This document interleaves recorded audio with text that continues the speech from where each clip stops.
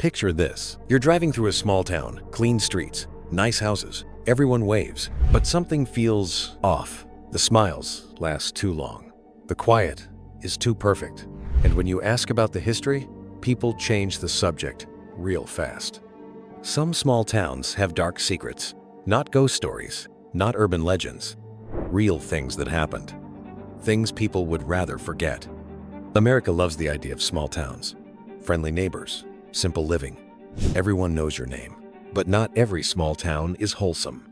Today, we're counting down 10 of the most sinister small towns in America, places where something terrible happened, or something terrible is still happening. We're not talking about crime rates or poverty. We're talking about specific events, specific people, and specific darkness that never really left. As we go through this list, ask yourself, would you stop here? Would you stay? Let's start with a town that looks perfect on the surface until you learn what they did to keep it that way. Number 10. Skidmore, Missouri. There's a town in Missouri where everyone knows who ended the town bully's life because they all watched it happen, and no one said a word.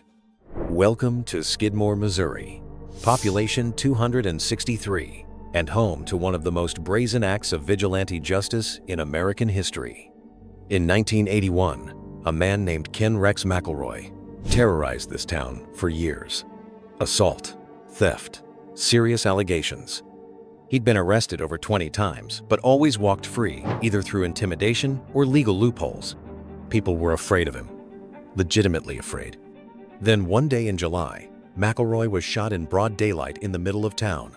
Over 40 people witnessed it, and every single one of them claimed they didn't see anything. No one was ever charged. No one cooperated with investigators. The case remains unsolved. Now imagine driving through Skidmore today.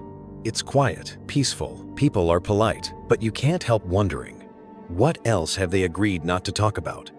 This isn't a town that tolerates outsiders asking questions. This is a town that decided the law didn't matter and got away with it. Skidmore isn't sinister because of what one man did. It's sinister because of what an entire town chose to do, together, in silence. And if collective silence creeps you out, wait until you hear about the town that produced one of America's most infamous criminals. Number 9. Plainfield, Wisconsin. Plainfield, Wisconsin is a quiet farming town. About 900 people. Nothing unusual. Except it's the hometown of Ed Gein, one of the most disturbing criminals in American history. You might not know his name, but you know the movies he inspired. Psycho, the Texas Chainsaw Massacre, The Silence of the Lambs. In 1957, police raided Gein's farmhouse and found a house of horrors. Human remains used as furniture, items made from body parts, things that shouldn't exist. Gein admitted to ending 2 lives. He also admitted to robbing graves and using what he found for projects. The whole country was horrified. But here's the thing. People in Plainfield knew something was off about Ed Gein. They just didn't do anything. He was quiet, kept to himself. A little weird, sure, but this was a small town. You don't pry. Now imagine living in Plainfield after that. Your neighbor's son turned out to be one of the most infamous criminals in history, and you didn't notice. Or you did notice and said nothing. The farmhouse was burned down by locals who wanted to erase the memory. But you can't burn down a reputation. Plainfield will forever be that town. The place that produced a monster and didn't see it coming. And if one disturbed individual is unsettling, the next town had an entire household of darkness. Number 8. Villisca, Iowa. In 1912, 8 people lost their lives in a single house in Villisca, Iowa. 6 of them were children. Someone walked in while they were sleeping and attacked them all. Then they left, and they were never caught. The Villisca Axe House is still standing. It's a tourist attraction now. You can even stay overnight if you're into that. But here's what makes Villisca sinister. The perpetrator was likely someone from town. The incident happened in the middle of the night. No forced entry. The person knew the layout of the house. They locked the doors on their way out. Investigators suspected several locals. Accusations flew. Families turned on each other. Paranoia consumed the town. And no one was ever convicted. Now imagine living in Villisca after that. You go to church, you wave at your neighbors, and in the back of your mind, you wonder, was it you or you? The case destroyed trust in this town, and over a century later, the question still hangs in the air. Villisca isn't just haunted by ghosts, it's haunted by suspicion. And if unsolved cases weren't bad enough, the next town actively covered up a disaster that's still affecting people. Number 7. Libby, Montana. Libby, Montana. Looks like a postcard, except the air isn't fresh. It's contaminated with asbestos, and it's been harming people for decades. For over 70 years, a vermiculite mine operated just outside Libby. The ore was contaminated with tremolite asbestos, one of the most dangerous forms. Dust from the mine spread through town. It coated playgrounds. It blew into homes. Kids played in piles of it. The company knew it was dangerous. They didn't tell anyone. By the time the truth came out, hundreds of people were sick. Lung disease, mesothelioma, serious respiratory conditions. The number of affected residents is estimated at over 400 people, and it's still climbing. Now imagine growing up in Libby. You played outside like a normal kid. You breathed the air. You didn't know.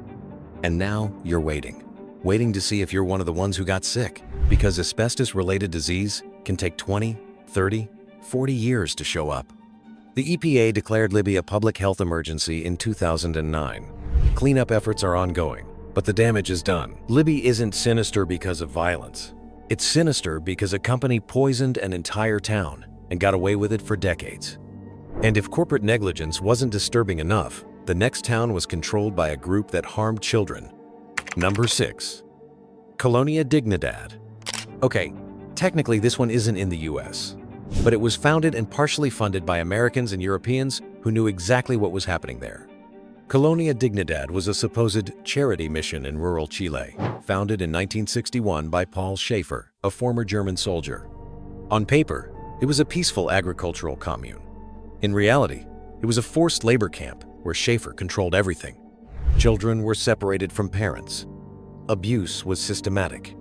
Residents were worked to exhaustion, and anyone who tried to leave was punished. The Chilean government used it as a torture site during Pinochet's dictatorship. Political prisoners were brought there and never seen again. Here's the American connection. US and European members joined the colony voluntarily, believing it was a religious community. By the time they realized what it was, they were trapped. Families back in the States were told their relatives were serving a mission. Letters were censored. Phone calls were monitored. Now imagine being one of those families. Your son or daughter joined what seemed like a church group, and then they disappeared into Chile for decades. Colonia Dignidad operated until 1991. Schaefer fled but was eventually caught and convicted. The compound still exists, renamed Villa Baviera, rebranded as a tourist destination. Like none of that ever happened. This isn't just sinister. It's a reminder that cults don't always stay within US borders, but they often start here. And if international darkness feels distant, the next town's horror is deeply, disturbingly American. Number 5. Greensboro, Alabama. Greensboro, Alabama, population around 2,500, looks like every other small southern town, except in the 1,960 seconds and 70 seconds. This town was the center of forced sterilization programs, targeting black women. Doctors in Greensboro routinely sterilized women without proper consent, often during other procedures. Women would go in for appendicitis or childbirth and wake up unable to have more children. It was so common it had a name, Mississippi appendectomies. But it happened in Alabama too. Some women were told it was necessary. Some were told nothing at all. Many didn't find out until years later when they tried to have more children and couldn't. This wasn't random. It was part of a broader eugenics movement that targeted poor black women across the South. The goal was to reduce the black population, and doctors in small towns like Greensboro participated willingly. Now imagine living in Greensboro today. The hospital is still there. Some of the doctors' families still live in town. And the victims? Many of them never got an apology, never got justice. Greensboro didn't just allow this to happen, it was complicit. And the sinister part isn't just what happened, it's how quietly it's been buried. If forced medical procedures weren't horrifying enough, the next town's darkness involves children and a cover-up that lasted decades. Number 4. Kincora, Pennsylvania. Let's talk about small town secrets that involve powerful people. There are towns across America, we won't name them all, where abuse rings operated for years because the people involved were protected. Coaches, teachers, church leaders, businessmen, people with influence, people everyone trusted. In these towns, whispers would circulate. Parents would warn their kids to avoid certain people, but no one spoke up publicly because going up against someone with power in a small town means social suicide. You lose your job, your reputation, sometimes your family. And the abusers knew this, so they kept operating. For years, sometimes decades, eventually, someone talks. A victim comes forward. An investigation starts. And that's when the town has a choice: support the victim or protect the institution. Too often, they choose the institution. Now, imagine being a survivor in one of these towns. You finally speak up, and instead of support, you get blamed. People say you're lying, trying to ruin a good man's name. You're ostracized, while the perpetrator gets a quiet retirement and a pension. These stories don't make headlines because they're in small towns, and small towns protect their own, even when their own are monsters.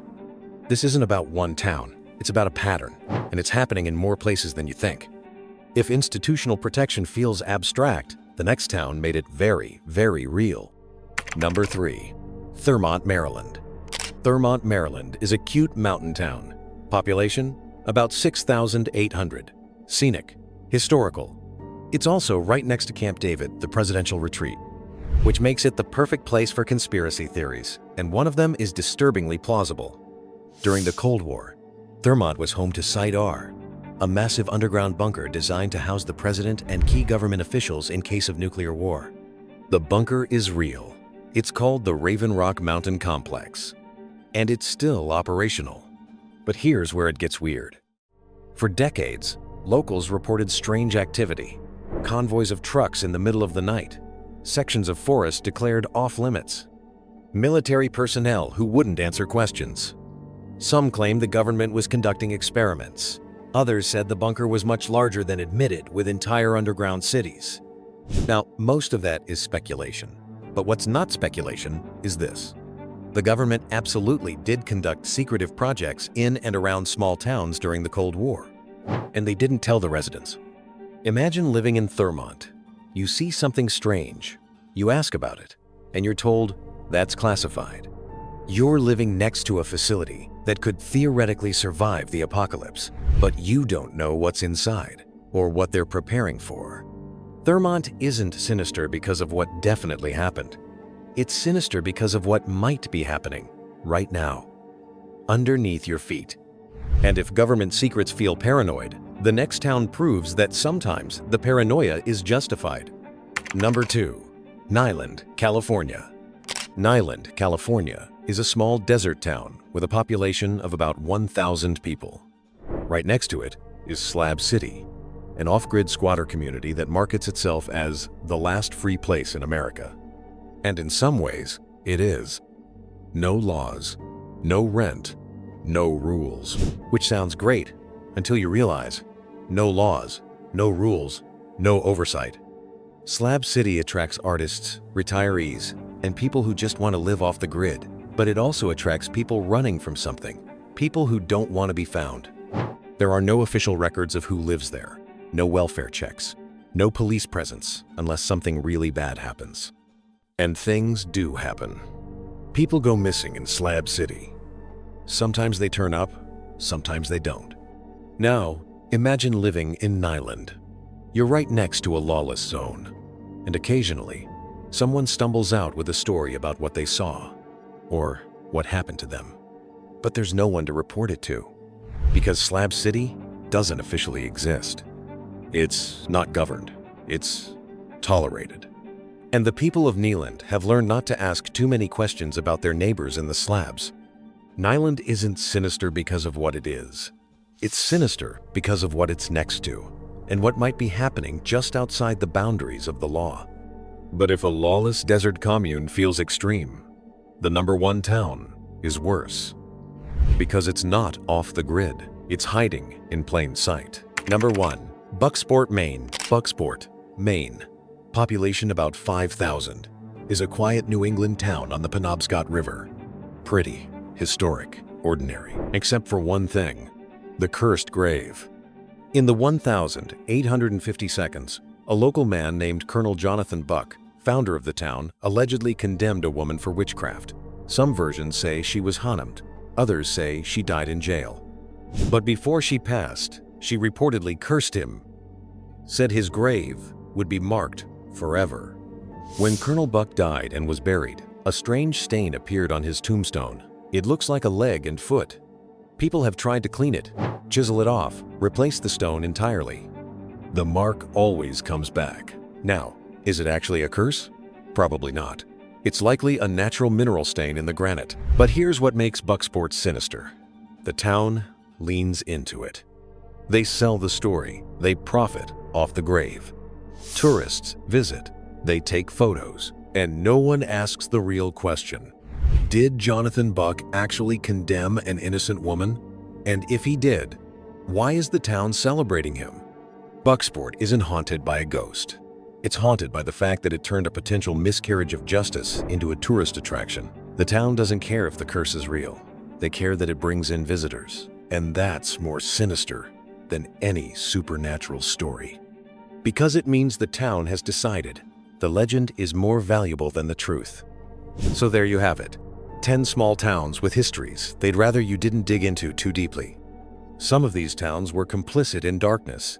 Some tried to cover it up, and some are still living with the consequences. But they all prove the same thing. Small towns aren't always safe, and friendly neighbors don't always mean friendly history. Next time you're driving through somewhere that feels a little too quiet, a little too perfect, maybe look it up first. You never know what you'll find. Thanks for watching. Stay curious, and maybe stay on the main roads.